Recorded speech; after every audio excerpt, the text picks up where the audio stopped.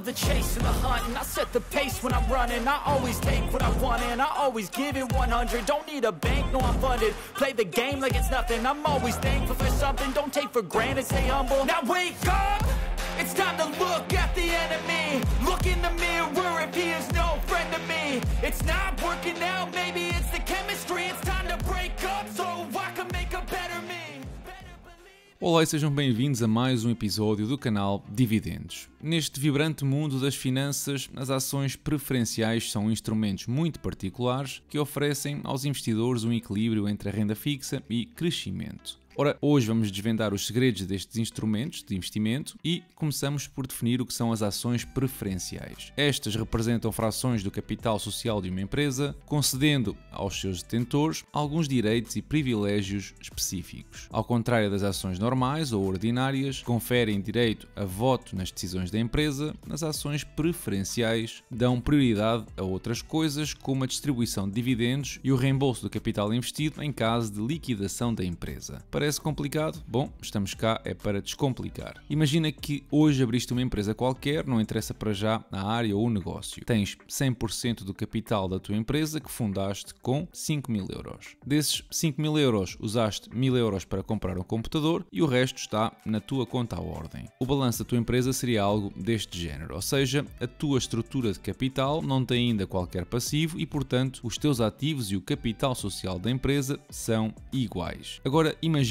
que pedes um empréstimo de 5.000 euros. O teu balanço ficaria algo deste género. Isto significa que os ativos da tua empresa foram financiados em partes iguais por dívida e capital social ou equity. Esta segunda parte designa-se por estrutura de capital e representa todo o capital que está investido na empresa. Ora, dentro de cada um destes blocos existem diferentes tipos de capital. Por exemplo, dentro da dívida temos obrigações, notas comerciais, empréstimos, com ou sem colateral, entre alguns outros. No património ou capitais sociais também acontece algo parecido, onde a propriedade da empresa está dividida em ações. Essas ações podem ser do tipo ordinário ou comum ou preferencial. Ambas representam individualmente pequenas partes da empresa, mas conferem direitos bem diferentes. Por exemplo, se a tua empresa entrar em insolvência, a prioridade de liquidação dos ativos segue a direção que vês na imagem. Os credores têm prioridade sobre os acionistas e dentro dos acionistas, os detentores de ações preferenciais têm prioridade sobre quem detém as ações comuns. Podes entender esta hierarquia se pensares em termos de risco. Enquanto um credor empresta dinheiro à empresa, assume um risco e não beneficia do crescimento da mesma, um acionista tem essa componente de valorização e crescimento dos lucros, para o bem e para o mal. Mas não é só na liquidação que as ações preferenciais são prioritárias. No pagamento dos dividendos, também. Uma empresa emite ações preferenciais com um dividendo fixo de $5 e esse montante tem prioridade na distribuição de lucros sobre qualquer outro dividendo a ser pago aos acionistas comuns. Isto significa que, em caso de lucros limitados, os acionistas preferenciais recebem os seus dividendos antes dos acionistas ordinários. Uma desvantagem é que as ações preferenciais geralmente não conferem direito a voto nas decisões da empresa, limitando assim a influência de quem as detém na gestão da mesma.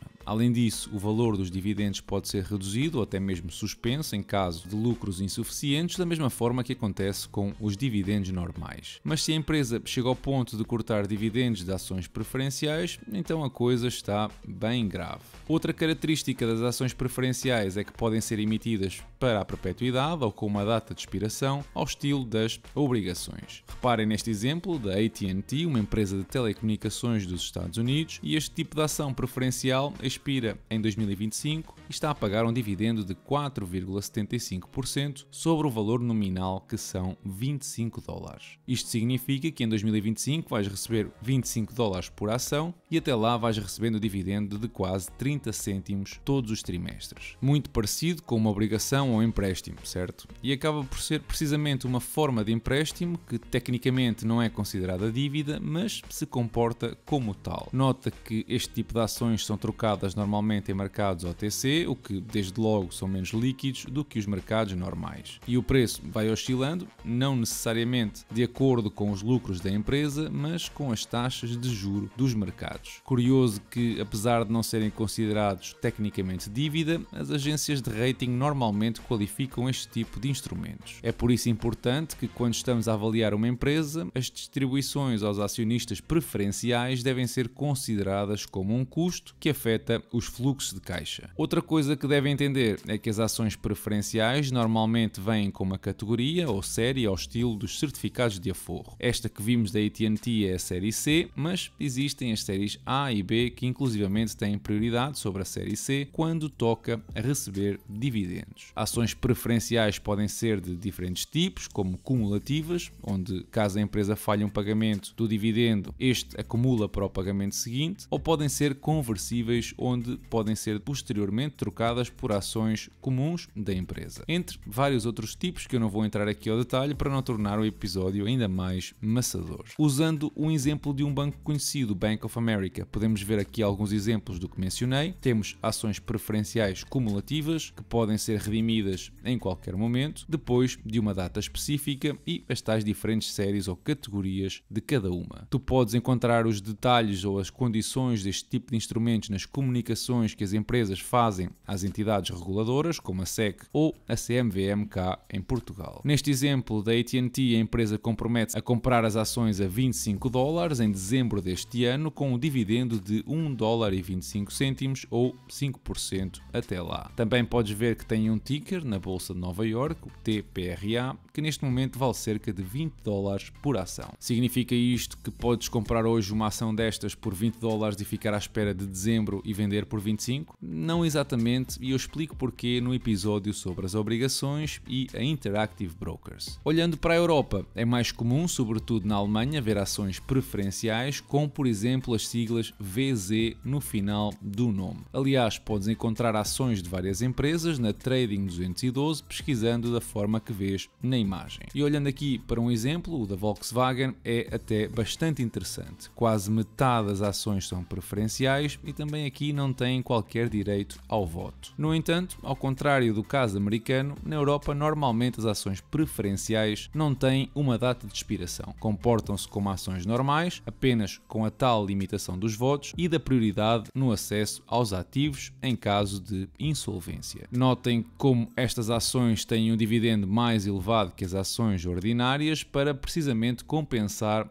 o tal direito da votação. Isto é importante porque quando procuras por Volkswagen na Trading 212 tens três opções: as ações preferenciais, as ações ordinárias, ambas na bolsa alemã, e os ADRs na bolsa americana. Reparem como neste caso específico as ações preferenciais são muito mais líquidas do que as restantes, ao apresentarem mais de 1 milhão de volume médio dos últimos 30 dias, enquanto que as ações normais são muito mais ilíquidas. Isto é relevante depois no contexto da venda, onde é muito mais fácil e rápido vender em mercados líquidos do que ilíquidos, que aliás podem trazer dissabores no que respeita aos spreads. Mas então, se no caso europeu é mais ou menos irrelevante se as ações que compras são preferenciais ou não, nos Estados Unidos o comportamento é igual a uma obrigação. Então, por que motivo seria interessante investir neste instrumento? Bom, na minha opinião e olhando a longo prazo, eu não acredito que este veículo de investimento seja interessante, a não ser para investidores institucionais poderem garantir renda fixa com rentabilidades superiores aos dividendos normais e mitigar o risco da exposição ao mercado acionista. O Warren Buffett, aliás, abusou, entre aspas, das ações preferenciais em 2008, com os negócios da General Motors ou do Bank of America, para conseguir oportunidades muito boas sem estar exposto aos swings do mercado. Ou até mais recentemente com a Oxy Petroleum também. Outra situação pontual é o uso das ações preferenciais para distribuir com fundadores ou capital privado, diferenciando assim o que é o controle da empresa do interesse económico da mesma, algo que a situação europeia traduz na perfeição. Aliás, em algumas situações, a nível europeu, até pode ser mais vantajoso optar por ações preferenciais, como por exemplo o caso da BMW demonstra, na perfeição. Uma diferença de mais de $8 por ação, com um dividendo ligeiramente superior, que na minha opinião cobre bem o facto de não ter poder de voto. De qualquer forma, eu estou aberto a outras opiniões, assim que podes sempre partilhar a tua na caixa de comentários. Esta semana os mercados fecharam na grande generalidade no vermelho, com perdas avultadas nos índices americanos americano e japonês. Já os mercados russo, polaco e chinês conseguiram escapar ao tsunami de perdas. Esta semana também o Fundo Monetário Internacional, através de um dos diretores, veio salientar a necessidade de uma reforma fiscal em Portugal. Uma reforma essa que já está a dar os primeiros passos com a redução dos escalões de IRS, que, diga-se, ainda não foi aprovada no Parlamento. Para já prevê-se uma redução da retenção em todos os escalões de rendimento, exceto o último, que, se pensarmos bem, é apenas um ajuste para compensar a inflação de que Portugal foi alvo no último ano. E mesmo assim, estamos ainda longe de recuperar o poder de compra que perdemos. Ao reduzir em todos os escalões, obviamente que quem ganha mais vai sair mais beneficiado, dando asa a notícias como esta. E eu até acho bem que assim seja, porque é precisamente quem ganha mais que suporta mais de metade do IRS. Portanto,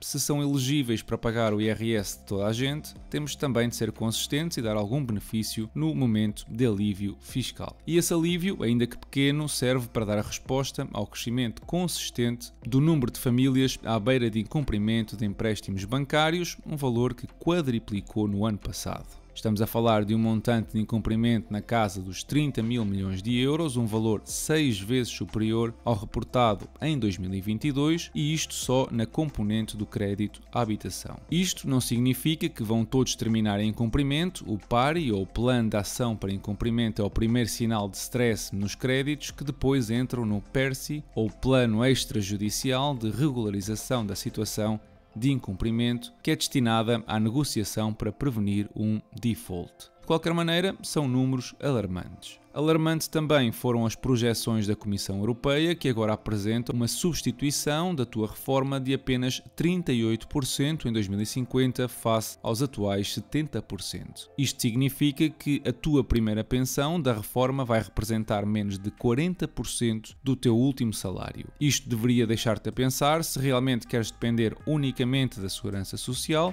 ou se queres começar a criar o teu portfólio para gerar rendimento passivo que te possa ajudar no futuro. Quem precisa de ajuda e no presente são os funcionários da autoridade tributária, onde mais de 80% estão exaustos, segundo um estudo da APIT. Quando 2/3 das pessoas que asseguram o cumprimento das regras fiscais dizem que querem abandonar o barco, a situação levanta muitas dúvidas sobre a eficiência do processo de supervisão. Com uma média de idades de 56 anos, era bom que se começasse a pensar em criar condições de atratividade para renovar a força laboral, ou arriscamos-nos mesmo a acabar finalmente uma autêntica república das bananas. Lá fora começam a soar os alarmes de uma nova vaga de inflação, resultado da subida do preço do petróleo, dada a recente escalada no conflito entre Israel e Irão. O FMI publicou as suas previsões no caso de um conflito mais alargado e estima que uma subida de 15% no preço do petróleo pode aumentar a inflação global em quase 1%, não ajudando assim à tarefa dos bancos centrais que se preparavam para começar a descer as taxas de juro já este verão. Aliás, para Mário Centeno, isto não parece importar muito, se há guerra ou não no Médio Oriente,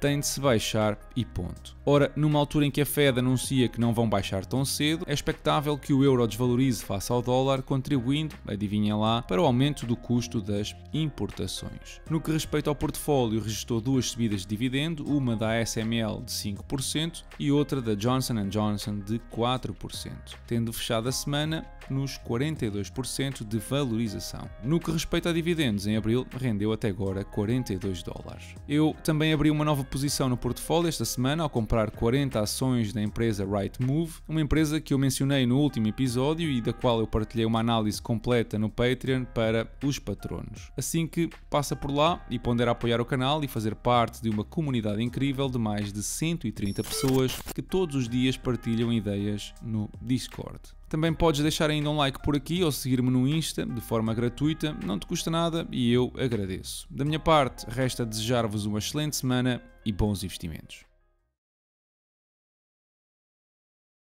Nós vamos levar a cabo a redução do IRC de 30% para 20% até 2004. Vamos fazê-lo. E se não o fazemos agora é apenas por uma razão muito simples. É pela situação em que os senhores deixaram o país. Sr. Deputado, os senhores deixaram Portugal de tanga. Dramatiza a questão das contas públicas. Há dificuldades, é certo, mas dramatiza. Até chegar a dizer que o país está de tanga. E nós, certamente, como o Governo dá o seu exemplo, certamente teríamos agora um Governo de dramatistas. Mas vocês, quando falam nesta dramatização das contas públicas, o que pretendem é apertar o cinto aos trabalhadores. O plafonamento, qual é, quanto é, o déficit zero, quando é, o IVA, quando é, ou quanto é, as pensões para o salário mínimo nacional, quando são, de que forma. Este Governo não sabe e não propõe. Isto é palha. Palha. Palha. Eu fiquei muito chocado, sinceramente, com a intervenção do Sr. Primeiro-Ministro. Parecia-me um pavão em pleno espetáculo.